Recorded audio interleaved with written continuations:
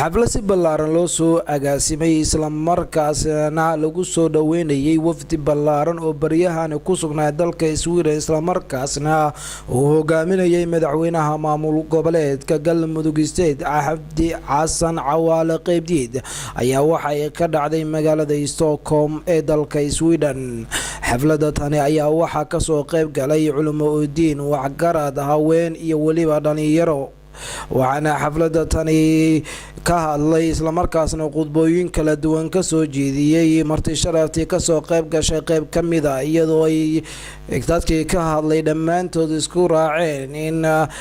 nabad iyo horumar lagu daabageliyo dalka Soomaaliyeed isla markaasna waxaa sidoo kale halkaasi qodbada ka soo jeediyay wafdigii madaxweynaha maamul goboleedka Galmudug State kuwaasi oo ku nuuxsaday waxqabadka iyo horumarka maamul goboleedka Galmudug State oo sanooyinkii ugu dambeeyay iyo ku tilaabsanayay. wafdiga madaxweyne Cabdi Xasan Cawaale Qaybdiid ayaa waxaa kamid ahay wasiirka caafimaadka ee maamul goboleedka Galmudug Mudane Cabdulaahi Xasan Yare iyo waliba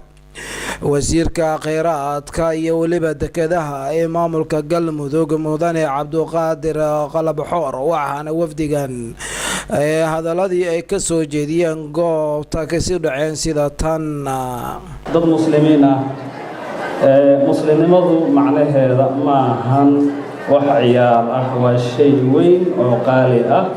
oo ilaahay qofka bini aadanka uu ku fadila maadaama ilaahay caqlina siiyey caqliga uuna siiyeyna aan kaga duwannahay noolaha kaleeto. أولاً إله بمحدث كله ألقى السوكا يكاني وحنا إله كذا جينا حفل الديادة إن يسوون أكثر نقول دماته ما هذا نقب وحنا لقبا سودويته وحنا لقبا ركي جوري وحنا يا هاي سودو مدن مدحويني وحنا كم من يسمى هاي سومالي لماذا جاليات gobolada laga kala yimid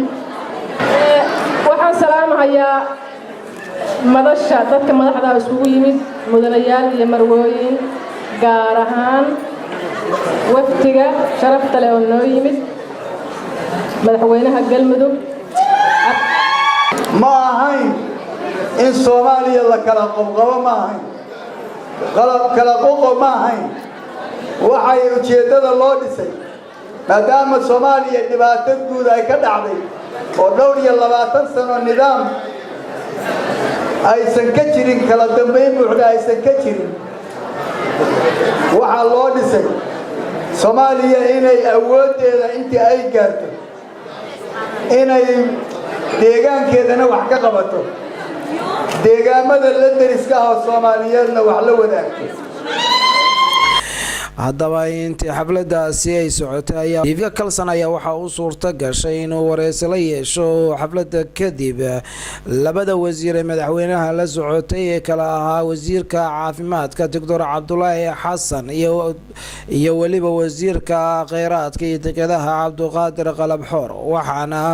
ay wax ka yiraahdeen safaradii ay ku soo kala bixiyeen dalalka Imaaraadka oo ka dhacay shirkii looga hadlayay arrimaha burcabadeed dalka Soomaaliya ka dilaacday iyo waliba shirkii Brussels isla markaasna looga hadlayay sidii loo kicin lahaa dhaqaalaha iyo dib u dhiska dalka Soomaaliya. laakiin anagu waxaan u aragnaa guul weyn oo u soo hoyatay ummadda Soomaalida lacagtaas tirada badan oo adduunku ugu deeqay oo 1.8 bilyan ah waxaan rajaynaynaa ummadda Soomaalidu inay ka faa'iideysato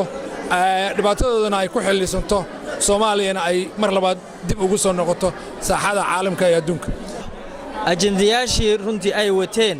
bahweyntii meesha ay isugu timid ilaa 50 dawladood iyo ergooyin ilaa 500 ah shirkaas ajendihiisii annagu waan wareejinay waxaanan u wareejinay burcadu waa teeba la isweydiiyey burcadu ayaga waxay u yaqaanaan wiilasha yaryarka ah ee xeebaha maxay ahayd maraakiibta hadda ka afduubta laakiin burcadu taa way ka weyn tahay waana ka tiro badan tahay. si kasoo ahaataba halka kan waxaa iminka ku soo gabagabay warbixinadii ay kala qaadanayeen madaxda Galmudug iyo shacabka Soomaaliyeed ee dalka Sweden